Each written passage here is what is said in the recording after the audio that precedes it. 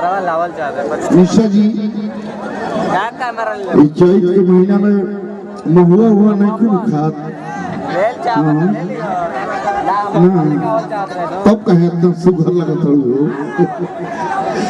देखो आज बहुत दिन बाद निशा जी एक ऐसे मंच पर हमारे रुको लो भाई, अरे हो गई हाँ निशा जी है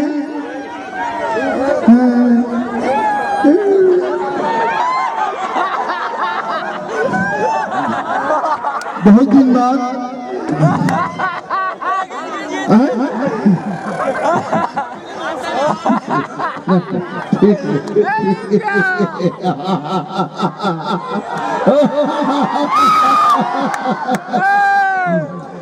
आज बहुत दिन बाद मैं बता रहा था निशा जी बहुत दिन बाद बता रहा था मैं जिसके साथ पढ़ता था वो मेरा क्लास फेलो जिसके साथ मुर्की मारते बढ़िया बातें ना सुन बोलो गजब आदमी है आप लोग। अरे हो चाहिए क्या हाँ मुंह देखला पे बुझाता कि फाटल टायर हो। मैं बता दूं कि आज वैसे भाई से हमारी मुलाकात हुई जो बचपन में मेरे साथ कक्षा 3 से लेके 7 तक पढ़ा था और वह भाई वहाँ बैठा हुआ है। एक बार भाई के लिए हाय हेलो कर दीजिए। बहुत बढ़िया लगा निशा जी, ये आपकी कृपा है या यहाँ के जो कार्यक्रम कराने वाले हैं इनकी कृपा है कि आपके सहयोग से हमारा एक पिछड़ा हुआ भाई मेरे साथ आज मिल गया। मैं तो महज इतना ही कहना चाहता हूँ कि कुछ लोग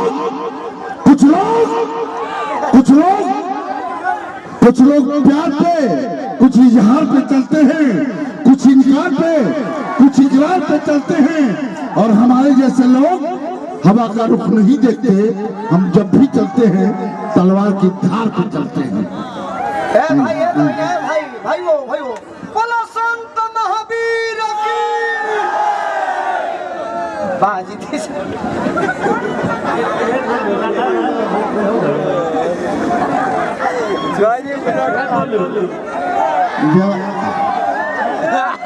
लोग के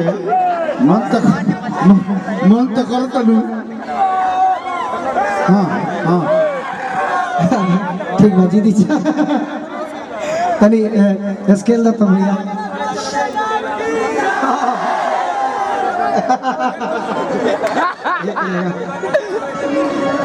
एक बार हिंदुआबा क्षेत्र वाला हो जाए तनी घर में मिसाइल बड़ी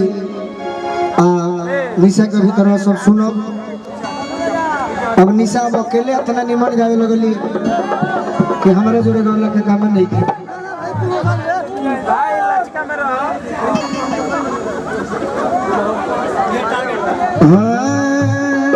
दौड़ना चाहे बाद में ढेंगरही गांव के बलिया जिला के दुआबा क्षेत्र तनी दसूर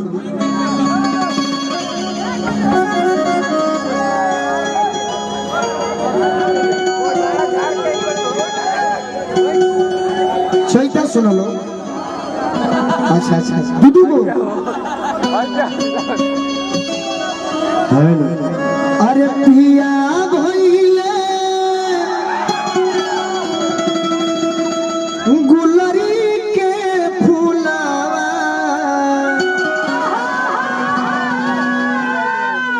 हम खाली मन रखो तनी एक बाद निशा अपना मन से भजन लोकगीत फोक गीत चैता जौन भी गई है हम खाली तू लोग के मन हाला करत रहला जिदी चाचा के खूब डांट दिल तब हम कहते कि पिया भइले अरे गुलरी के फूलावा ए रामा पिया हो भाई। चलो निशा उसमें बोलो माइक हेलो हेलो